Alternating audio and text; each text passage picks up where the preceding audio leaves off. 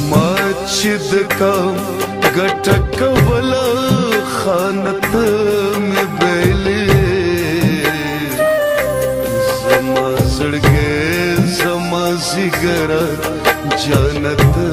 می بیلې ماچد کام گټک ولا خانت می بیلې چاغه کسان زمونږ مخې ته شهیدان شول زخمیان شول په لختو په دغه باندې په څه چې د اف سي تاسو ته پته ده اف سي چې بیا څه کوم حال کوي هغه تاسو ته پته ده په اومه ورځ د سپایي له حوالې تر ډي آی جي پورې تر کمیشنره پورې ټول عمله سټاف چې کوم دی دی ټرانسفر کړه خو چې کوم کار یې کړی هغه خو شوی و ثانیه ګردون خو شوی و په سن 86 د هغې په مقابله کې ګوره زمونږ قوم خو ډېر بهادر دی موږ سره یو غړی ته عثمان یو غړی ته صحابه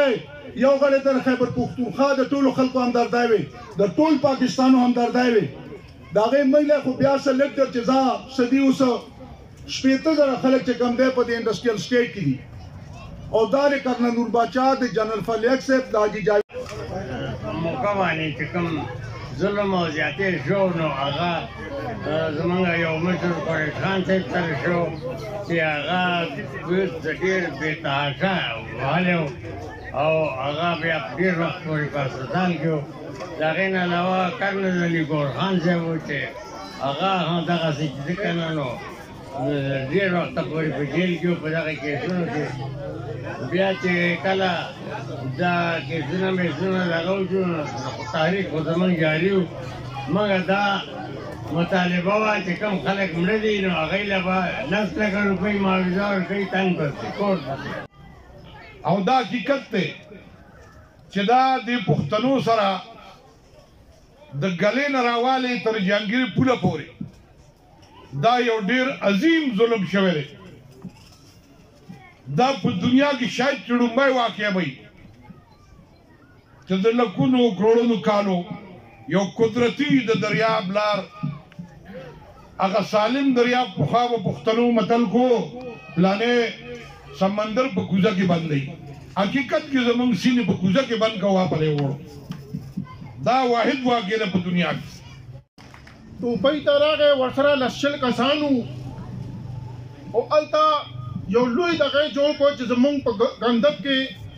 لکه بندۍ دغه شوی وي دې کې شک نشته زه نور تفصیل نه وایم په لنډو کې خبره کوم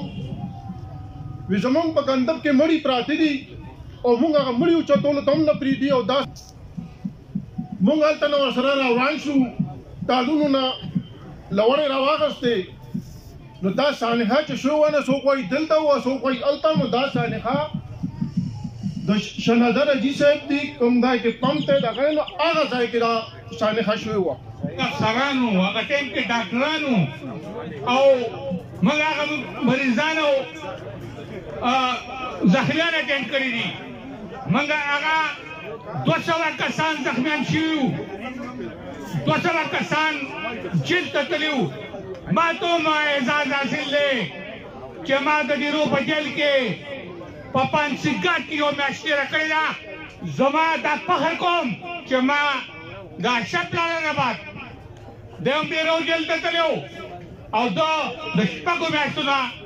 زیات وخت په دې کې تېر کړی و خو